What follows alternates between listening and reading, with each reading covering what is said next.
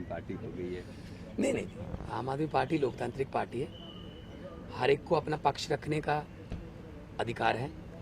लेकिन अगर कोई व्यक्ति पार्टी को कमज़ोर कर रहा है, पार्टी को दिल्ली के चुनाव में हराने की साजिशें या षड्यंत्र कर रहा है, तो उसके उनके खिलाफ तो बिल्कुल एक्शन बनता है। मैं तो कहता हूँ अभी भी लाइट एक्शन है बहुत। अगर ऐसी बातें सामने आ गई कि प्रशांत जी वॉलंटियर्स को फ़ोन करके कह रहे हैं दिल्ली आने की ज़रूरत नहीं है, दिल्ली हमने हारनी है। प्रशांत भूषण जी आशीष खेतान जी को 2 हफ्ते पहले कह रहे हैं मैं चाहता हूं पार्टी हार जाए। प्रशांत जी कह रहे हैं मैं प्रेस कॉन्फ्रेंस करके ये कर दूंगा वो कर दूंगा। उनको मनाया जा रहा है। प्रशांत भूषण जी कह रहे हैं जी ठीक है मैं नहीं बोलूंगा लेकिन मैं पिताजी की गारंटी नहीं लेता। और पिताजी बोल रहे हैं कि अरविंद केजरीवाल से अजय माकन अच्छा है, किरण बेदी अच्छी है। तो ऐसे आदमी पार्टी में क्या कर रहे हैं? फिर निकाल देना चाहिए। भगवान भाई 26 तारीख को जो नेशनल एग्जीक्यूटिव हुई आप थे उसमें, अभी तक कोई ऐसी बात है जो को लगता है कि सामने नहीं आई है? कुछ राज अभी भी पर्दे के पीछे? प्रशांत भूषण जी ने उस एनी में ये बोला था कि मुझे इस बात पे सख्त ऐतराज है कि 5 साल केजरीवाल नारा क्यों दिया गया।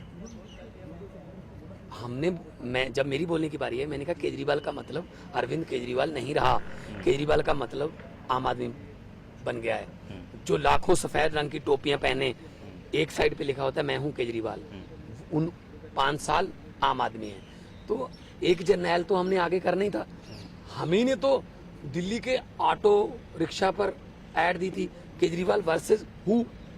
अब अपने ही जर्नैल पर सवाल उठा रहे हैं, तो ये तो अच्छी बात नहीं है। तो और वहाँ पे प्रशांत जी ने कहा था फलां आदमी 15 दिन पहले पार्टी में आया था उसको एमएलए की टिकट दे दी, वो जीत गया।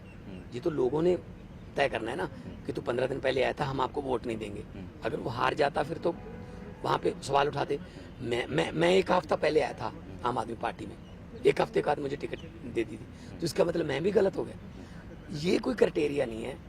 इसी समाज से लोग लेने हैं हमने, कोई किसी और ग्रह से तो हम लोग लेके नहीं आएंगे।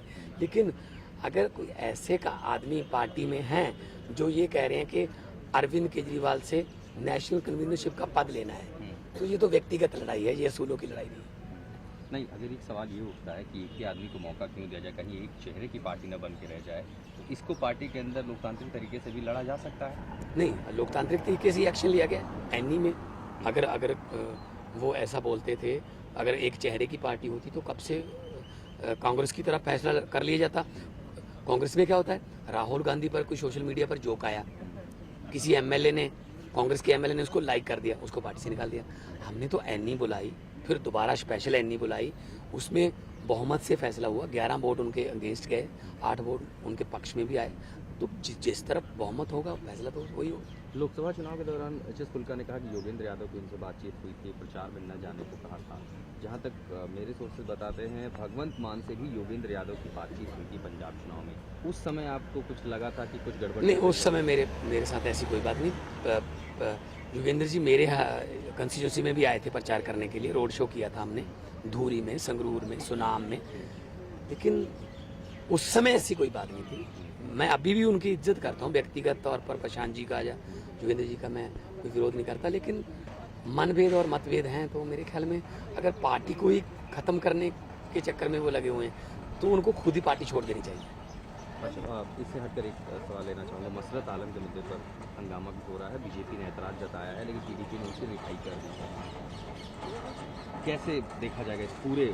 देखिए, ऐसे लोग जिन पर 15-15 केस चल रहे हैं, जिनको समाज के लिए खतरा माना जा रहा है, उनको राजनीतिक लाभ लेने के लिए आप छोड़ रहे हो, और बीजेपी उसकी पार्टी के साथ है, उनकी गठबंधन की सरकार है, तो आज आम आदमी पार्टी भी जोरदार विरोध करेगी और बीजेपी से पूछेगी कि इसका जो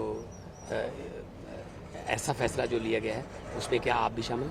आखिरी सवाल, लैंड एक्विजिशन बिल आज कहा जा रहा है कि कुछ संशोधनों के साथ आएगा, आम आदमी पार्टी का पारित होगा पार्लियामेंट में। तो संशोधन क्या मांग रहे हैं हम? पहले उसमें था कि 80% किसानों की सहमति चाहिए, वो भी काट दिया।